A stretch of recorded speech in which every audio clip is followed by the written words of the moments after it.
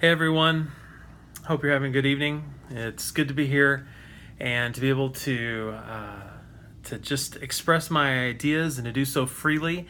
That's one of the things that I love about Steemit, and I think that's why Steemit is growing so rapidly because of uh, that ability that we all have to be able to express ourselves. Well, tonight I want to talk about loss and dealing with loss. And I'm going to give a specific example, something that I'm dealing with personally, and at least how it's affected me. But just to kind of start off here, loss comes in so many different ways and shapes and forms as to how it manifests itself.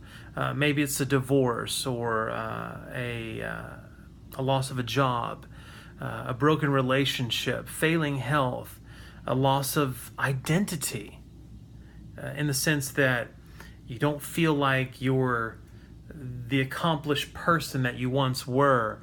And many times that can come from those other losses like divorce or job loss, etc.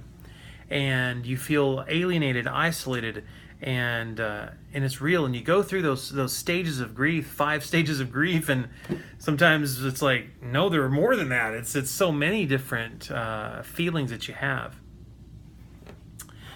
But just a few days ago, last week, a friend of mine was killed in an accident. He was not a close friend, but still a friend, and I was closer even with his family. But it was just so sad to hear about him dying. He was rushed to the hospital, and he just didn't pull through, and he was relatively young guy, healthy. I mean, just got up that morning and went to work and was vibrant and in good health, and then suddenly it's over. It's over. And I've thought about it a lot lately, and it's, to be honest, troubled me. And I guess it's because when someone that you know dies, especially if they're in your age group, you think about how that relates to you, how that relates to your own life, and you feel vulnerable. You feel like, whoa, that hits home. And sometimes when you hear about someone maybe who died at a really advanced age, they were 100 years old and they passed away. It's more of a celebration of life rather than a deep grieving time and experience surrounding their death when they're in the prime of their life.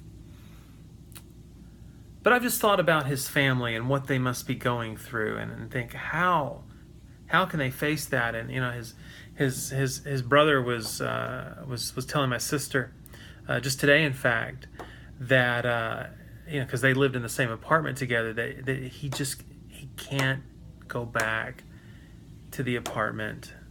It's just too painful to see all of his things there. Just imagine everything was just left where it was supposed to be in its rightful place, but he never returned, and so he's staying at another family member's house for the time being, trying to sort it all out. But loss is real, and we have to find ways to deal with it, because we are saddened by the one that has left us, and we're also saddened because we think about our own our own frailty and mortality and everything else. And then it begins to drive us to consider the deeper meanings of life. And even if you are a spiritual person and a Christian, and you understand all of the all of the right things to that you're supposed to think about as far as comfort goes,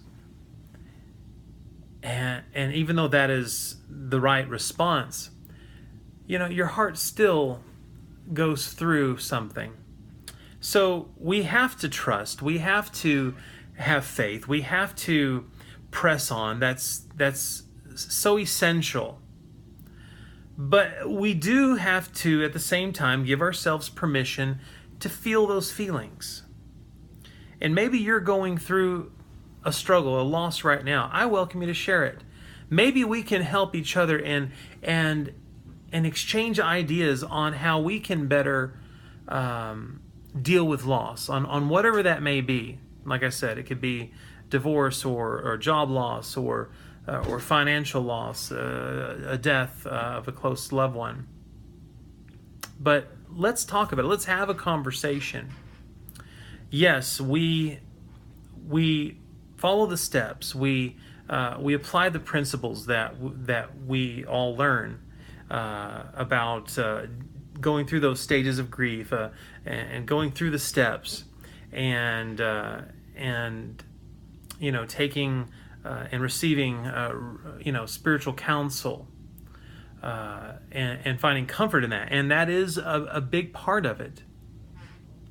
But we need one another. We need close friendships. We need that support mechanism. And some people have that, and that is wonderful, and some people don't. There are some of you out there that are going through tremendous loss, and you do not have the luxury of being able to lean on the shoulder of someone that could give you comfort and counsel. And so I would say and submit to you to consider, even online, to reach out to those who have compassion, who have a heart, who will pray for you, who will just share their advice, their words of comfort, and grow and overcome and get to feeling better on a collective and corporate level. I think that's key. So thanks for listening to me just talk about the feelings that I'm feeling right now. And I think this is healthy. And sometimes it's hard to show that vulnerable side of you, but I think if I do more and more, that we will all become better for it. Don't forget to follow me if you want to catch more of my video blogs and the things that I write about here on Steemit at Breaking Tonight. And you can definitely support me by upvoting, re-steaming, and like I said, leave your comments below. Have a great evening, and we'll catch you next time. Bye-bye.